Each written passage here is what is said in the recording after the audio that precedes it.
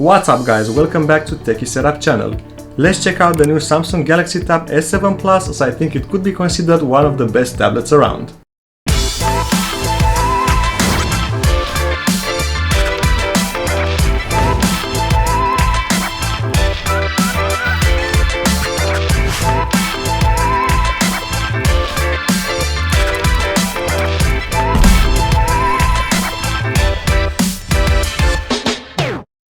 First, let's talk about the aesthetics. It's available in multiple colors, the one I chose being the Mystic Black, and I love the fact that it has a matte finish and flat edges.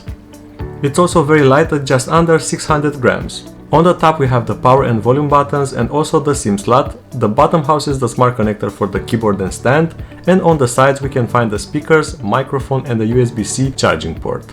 As I'm one that uses cases with every phone, I also got the keyboard cover as a protection and extra functions for the Tab 7 Plus. We will check this out later in the video.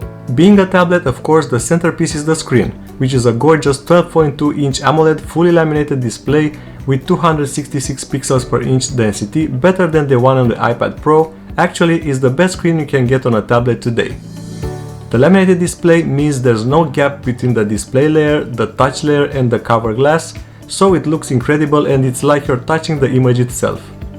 It has an adaptive refresh rate of 120 Hz for a fluid UI experience, HDR10 Plus for movies and videos, and an excellent S Pen functionality.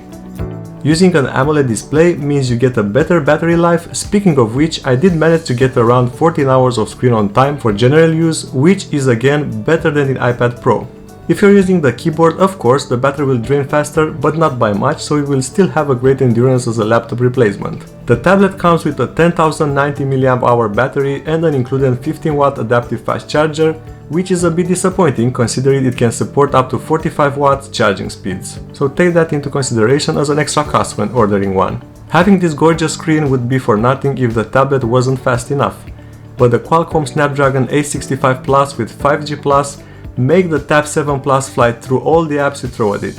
Notice a lot of pluses here, and they do add up as this tablet is excellent at multitasking. You could be browsing, flicking through Netflix, drawing or even editing documents with a fast switch between tasks. The 8GB of RAM and the fast UFS 3.0 storage help too. I was mentioning at the beginning of this review that the tablet can be used as a laptop replacement. The main two ingredients for this are the keyboard cover and the DeX support. When starting DeX mode, it transforms the tablet UI into a laptop design UI, mimicking the one on a Windows laptop, with a taskbar at the bottom and Alt-Tab and other familiar Windows key combinations. You can also pair a mouse and work with it in resizing the floating windows, minimizing snap apps to half the screen and so on, getting a real laptop experience. I have to mention that there are some downsides though, and this is not related to the tablet itself, but more to the software implementation. Specifically, some apps that would not go full screen, some would not work in landscape mode or would only display the mobile version. There are workarounds by using the web browser version instead of the app, so take that as a tip. By including an S Pen, Samsung has finally stepped up their game and have a greater value for money than the iPad Pro, which is more expensive and does require you to spend an extra $130 for a second-gen Apple Pencil. The S Pen pairs and charges at the magnetic strip on the back, and it must be pointed at the camera for a secure hold. I like the fact that it's protected by the book cover, but it can also be attached to the top of the device, useful when using the tablet in portrait mode for a quick access. I think drawing is very precise and it feels closer than before to drawing on an actual piece of paper, but let me know what you guys think in the comments.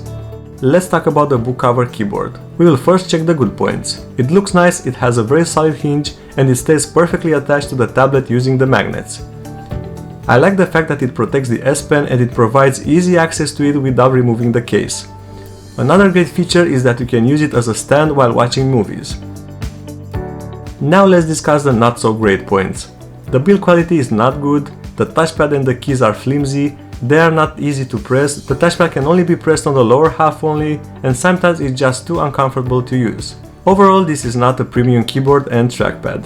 Moving on to the multimedia experience, the tablet has 4 excellent speakers, 2 on each side with a good frequency response and high clear volume. It's tuned by AKG and it shows.